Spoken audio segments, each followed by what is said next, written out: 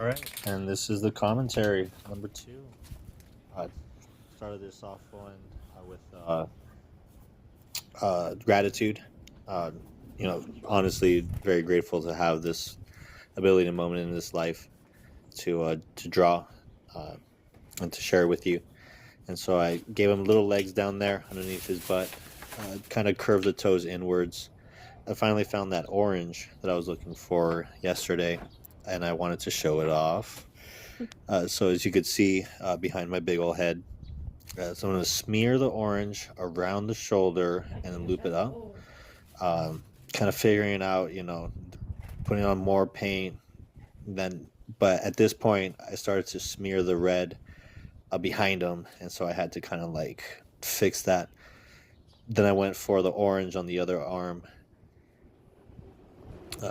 really working to get the most out of this orange. Drop it on his forehead. Let him think about that for a second. And so behind this guy, I drew some doorway or something, and then like a person like next to the doorway. And I kind of ran out of space because I wanted to draw another one, but I didn't want to like crunch him down or anything, so I just left him. And so I grabbed the pink. Wanted to have this like duality of like black behind him and then colors in front of him. So pink paint, and I figure I hope the orange doesn't like bleed through too much at this point, because I want it to look more pink than orange. But there's some orange on the crayon or the chalk that I'm using. They do look like big crayons. It's hard not to see the similarities. And so this part was a little difficult because I had to keep my hand up from getting paint on my wrist. And also, I didn't want to get paint on my pen. And so I drew those two little dandelions. They kind of look like snail eyes. And I was like, let's go for it. So I drew this big old snail shell. Thinking about Gary from SpongeBob. Give him that iconic. Worked really hard to keep the lines from just intersecting there. And so I wanted the lines to shine through, so I decided to use white paint and a white crayon. A very original, I know, but at least like the texture is going to appear on the shell. Maybe do like another color coat on top of that. And again, this forest green that you love so much, brought that out. Before applying the paint, used a little bit of green Sharpie pen. I don't know, just wanted to like get the idea of what kind of line work I wanted to use, and I realized that the corner of the chalk was best to get to those little crevasses. And then I recognized I didn't paint the lip of the snail shell, so I thought, purple on purple. Use what you got. And look at that, perfect dabbing. You can see a little sweat on my head. I just came back from working out when I was working on this. Perfect time to do art. Mind is clear. So chalk on all sides on his head, behind him. And so I wanted to balance it out because I put a little bit on the left and a lot on the right, and now I'm thinking about what to put on the left.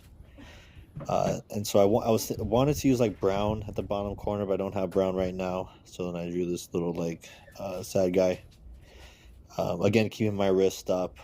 And so we just watched Bebe's Kids, and there's a character there that kind of looked like this, and so I was like influenced by that to like make this character here.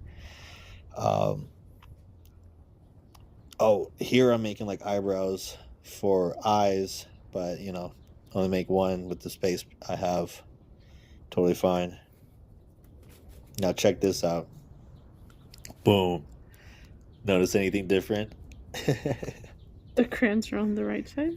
Because I'm drawing with my left hand. Oh, wow. Yeah. Very impressive.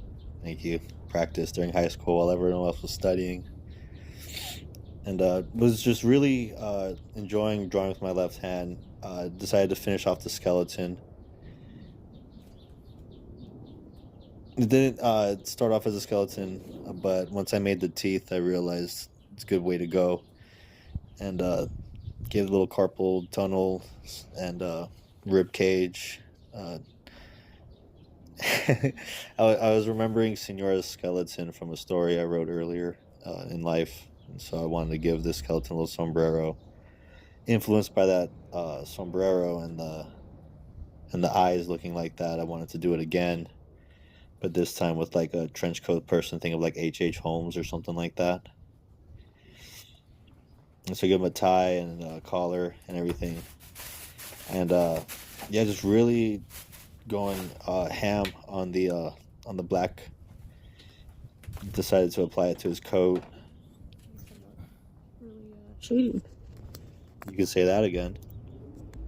And like there wasn't that much paint dabbed onto the actual paper, but that chalk already had some dried acrylic on it. So I don't know if it like started to like because there's a lot more black paint there than I dabbed on.